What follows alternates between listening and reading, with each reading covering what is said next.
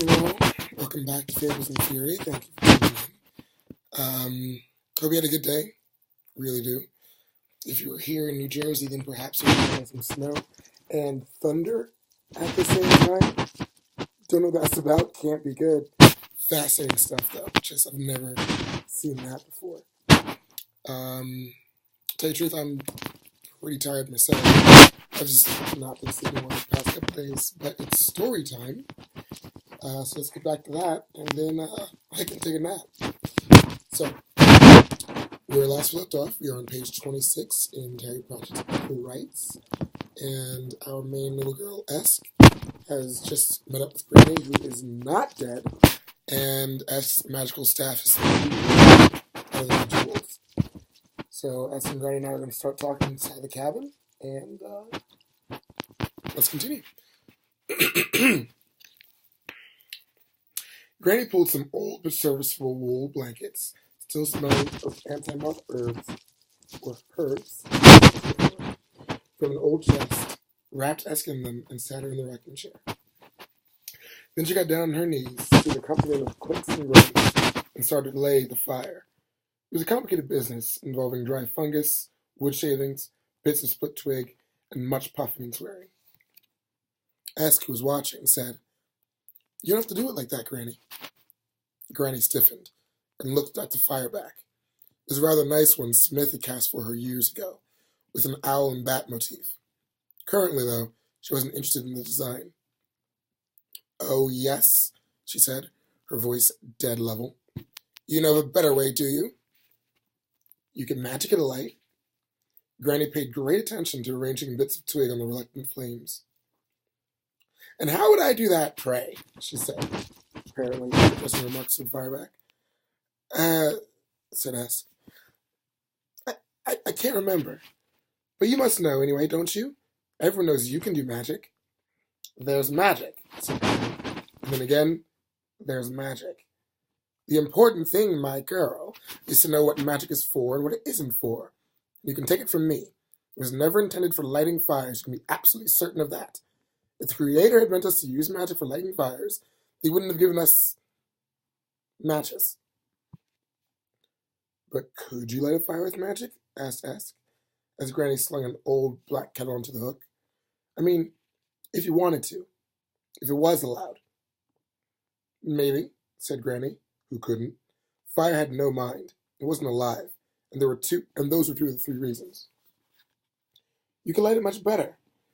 If a thing's worth doing, it's worth doing badly," said Granny, fleeing into aphorisms, which are, metaphors and platitudes, which are also words you might not know. So a metaphor, you're going to learn this in school depending on how old you are. Metaphor is what's called an analogy. Specifically, it's a style of analogy that says one thing is another thing. So, his fist was as hard as rock is not a metaphor, it's a simile. Jesus, I'd be a terrible teacher. So a simile is an analogy where you use the words like or as, and perhaps I should just leave it to actual teachers. I'm going to get better at this for you, I promise. But real quick, just so you know. An analogy is describing one thing as another thing. A simile, a fist is like a rock, or a fist is as hard as a rock. A metaphor, her fist was a rock. Good. Good. That was accurate. We'll do better. Anywho, if the thing's worth doing, it's worth doing badly, said Granny, fleeing into aphorisms, the last refuge of adult under siege. Aphorisms are something entirely different, but considering how well we jested with metaphors, we'll come back to that. Yes, but me no buts. Granny rummaged in the dark wooden box in the dresser. She prided herself on the unrivaled knowledge of the properties of the ramtop herbage. None knew better than she the many uses of earwort, maiden's wish, or love lies oozing. But there were times when she had to resort to her old small stock of jealously traded and carefully hoarded medicines from foreign parts, which, as far as she was concerned, was anywhere further than a day's journey, to achieve the desired effect. She shredded some dry red leaves into a mug, topped it up with honey and hot water from the kettle, and pushed it in Esk's hands. Then she put a large round stone underneath the grate. Later on, wrapped in a scrap blanket and would get made into a bed warmer, and, with a stern injunction to the girl not to stir from her chair, went out into the scullery, which I think is like a kitchen. Sure. S dropped her heels onto the chair legs and sipped the drink. It had a strange, peppery taste. She wondered what it was. She tasted Granny's brews before, and of course, with a greater or lesser amount of honey in them, depending on whether she thought you were making too much of a fuss. And S knew that she was famous throughout all the mountains for special potions for illnesses that her mother, and some young women too, once in a while, just hinted at with raised eyebrows and lowered voices. When Granny came back, she was asleep. She didn't remember being put to bed or Granny bolting the windows. Granny Weatherwax went back downstairs and pulled her rocking chair closer to the fire. There was something there, she told herself, lurking away in the child's mind. She didn't like to think about what it was, but she remembered what had happened to the wolves, and all that about lighting fires with magic. Wizards did that. It's one of the first things the wizard learned. Granny sighed. There's only one way to be sure, and she was getting rather old for this kind of thing. She picked up the candle and went out to the scullery through the lean-to that housed her goats. They watched her without fear, each sitting in its pen like a furry blob, 3 mouths just working rhythmically on the day's hay. The air smelled warm and slightly flatulent. Like farts. Up in the rafters was a small owl, one of a number of creatures who found that living with Granny was worth the occasional inconvenience of having their mind borrowed. It came to her hand at a word, and she stroked its bullet head thoughtfully as she looked for someplace comfortable to lie. A pile of hay would have to be. She blew out the candle and lay back, with the owl perched on her finger.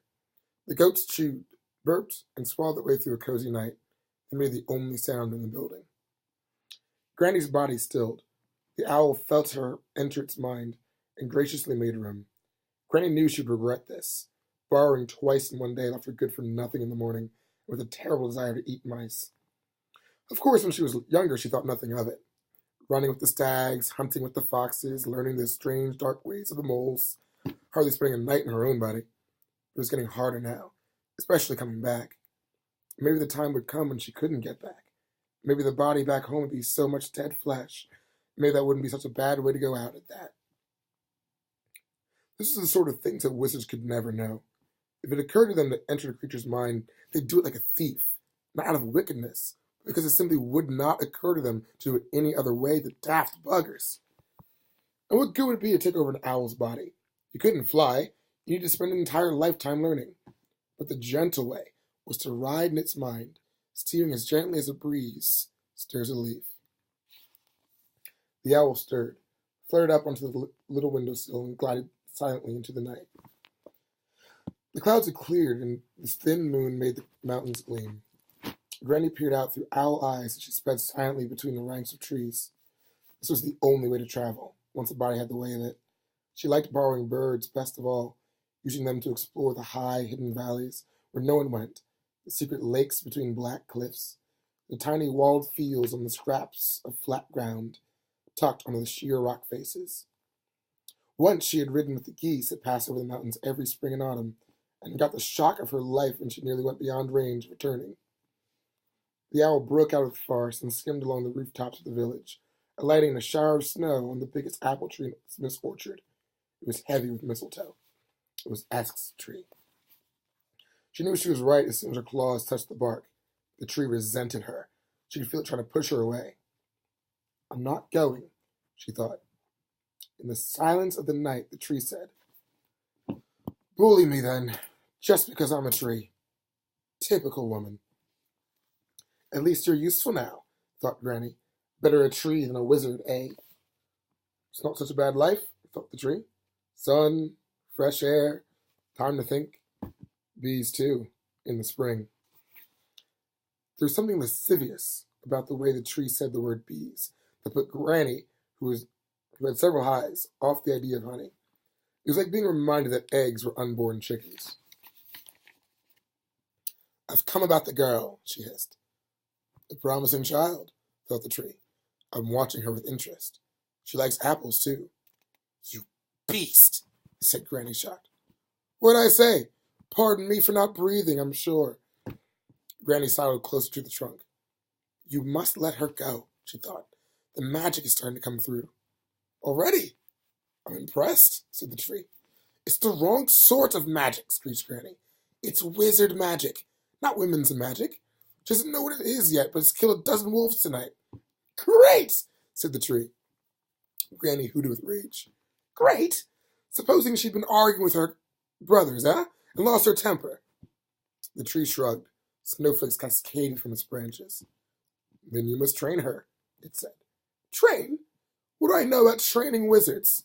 Send her to the university. She's female, hooted Granny, bouncing up and down on a branch. Well, who says women can't be wizards? Granny hesitated.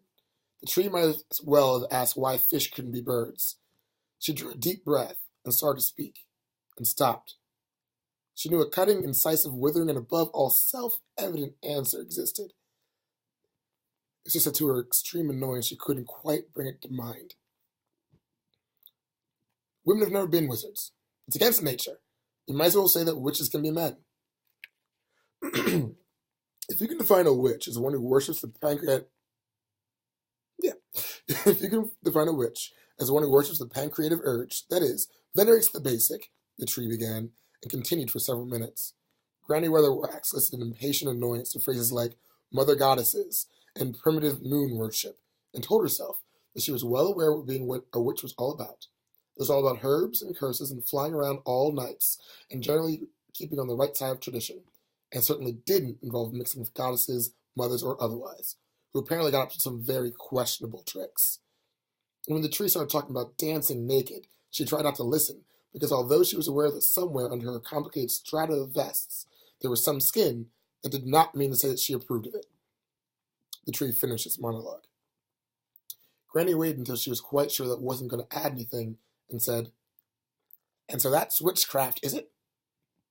In theoretical basis, yes. You wizards certainly got some funny ideas. The tree said, Not a wizard anymore, just a tree. Granny ruffled her feathers. Well, just you listen to me, Mr. So-called theoretical basis tree.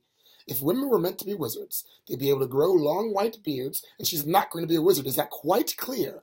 Wizardry is not the way to use magic, do you hear? It's nothing but lights and fire and meddling with power, and she'll be having no part of it, and good night to you. The owl swooped away from the branch. It was only because it would interfere with flying that Granny wasn't shaking with rage. Wizards! They talked too much and pinned spells down in books like butterflies, but worst of all, they thought theirs was the only magic worth practicing. Granny was absolutely certain of one thing. Women had never been wizards, and they weren't about to start now. She arrived back at the cottage in the pale shank of the night. Her body, at least, was rested after slumber in the hay, and Granny had hoped to spend a few hours in the rocking chair, putting her thoughts in order. This was the time, when the night wasn't quite over, the day hadn't quite begun, when thoughts stood out bright and clear without disguise. The staff was leaning against the wall by the dresser. Granny stood quite still. I see, she said at last. So that's the way of it, is it? In my own house, too.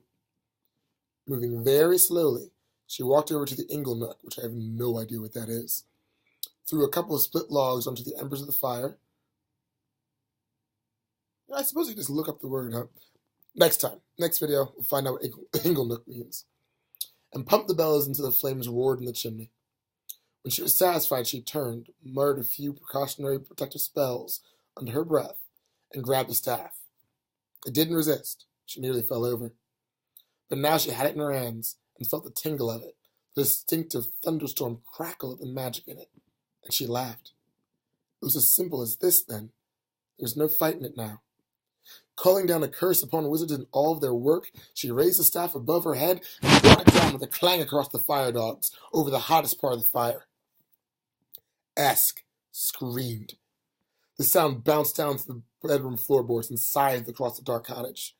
Granny was old and tired, and not entirely clear about things after a long day, but to survive as a witch, it requires an ability to jump to very large conclusions, and as she stared at the staff in the flames and heard the scream, her hands were suddenly reaching for the big black kettle.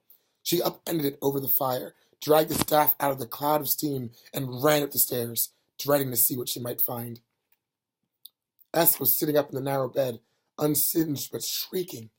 Granny took the child in her arms and tried to comfort her.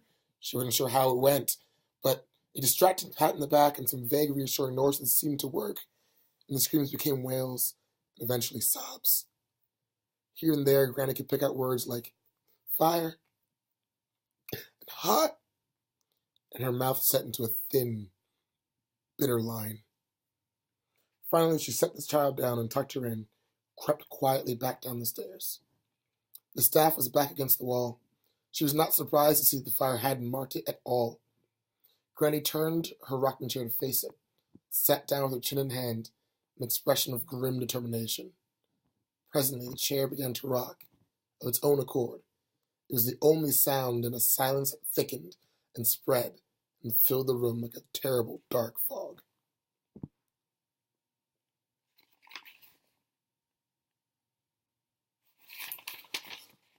Okay. What are you guys thinking? 3 more pages? Okay. 3 more pages. I think I know a pretty good place to stop. Okay. Next morning, before S got up, Granny hid the staff in the thatch and well out of harm's way. S ate her breakfast and drank a pint of gold milk without the least sign of the events of the last 24 hours. It was the first time she'd been inside Granny's cottage for more than a brief visit, and while the old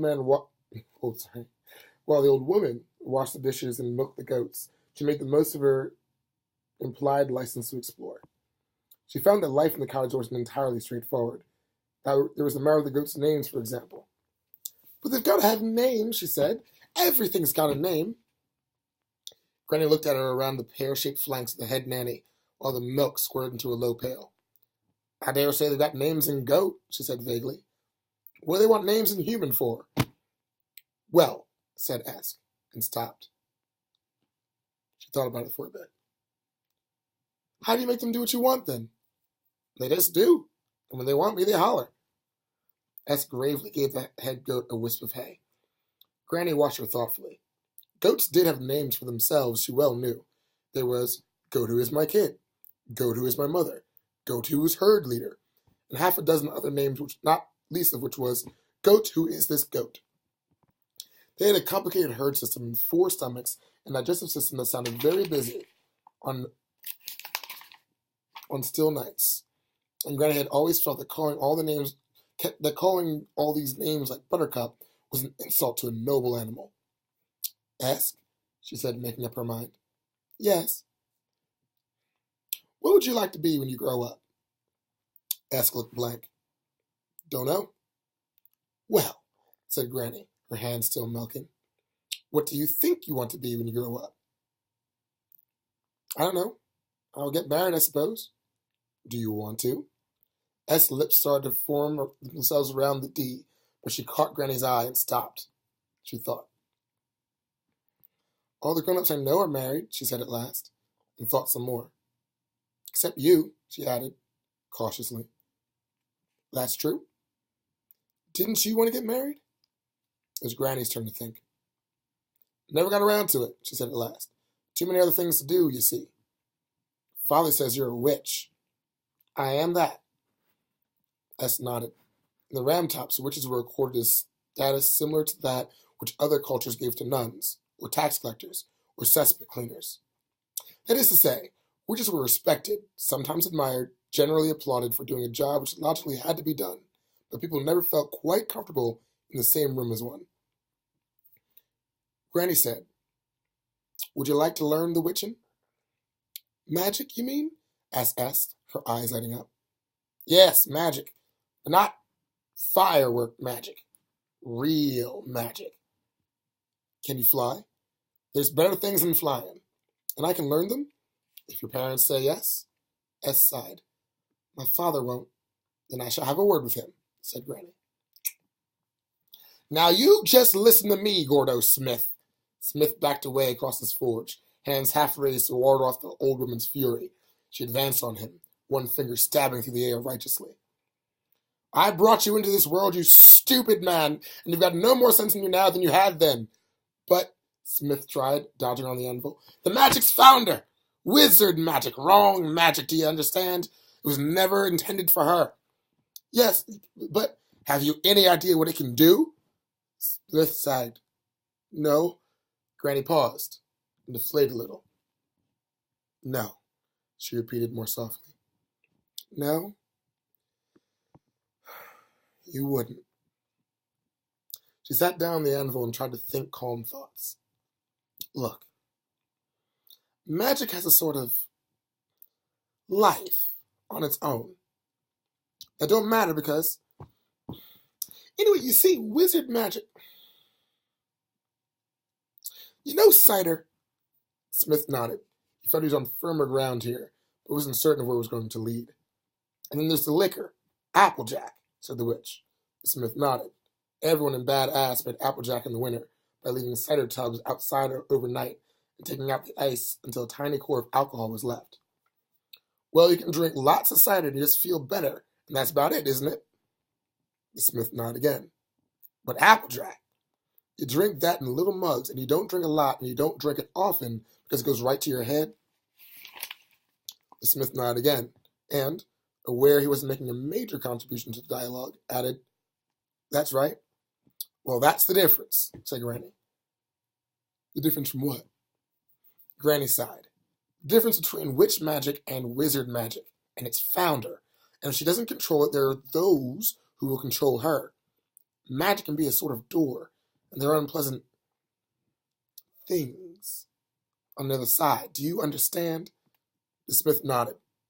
He didn't really understand, but he correctly surmised that if he revealed this fact to Granny, she would start going to horrible details. She's strong in her mind, and it might take her a while, but sooner or later they're going to challenge her. Smith picked up the hammer from his bench, looked at it as though he's never seen it before, put it down again. But, he said, if it's wizard magic she's got, learning witchery won't be any good, will it? You said they're different. They're both magic. If you can't learn to ride an elephant, you can at least learn to ride a horse. What's an elephant? A kind of badger, said Granny. She hadn't maintained forest credibility for 40 years by ever admitting ignorance. The blacksmith sighed. He knew he was beaten. His wife had made it clear that she favored the idea, and now that he came to think about it, there were some advantages.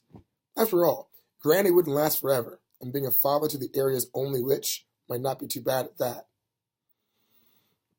All right.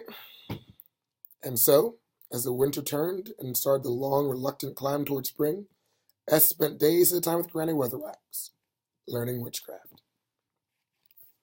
All right. We are on page 36, and we are about 1/10 done. Well done, everybody. I'm very proud of you. I'm hoping you're enjoying the reading. And I guess we're going to be done in about 20 more sessions or something like that. By the end, we're going to have to do something about the format of these videos. The lighting, the look of it, the sound of it. But I do appreciate you stopping in for now. And we will continue tomorrow with pages 36 until whenever we stop. Good night. See you tomorrow for Fury's Fables or whatever the video channel this thing's called. And remember, I love you.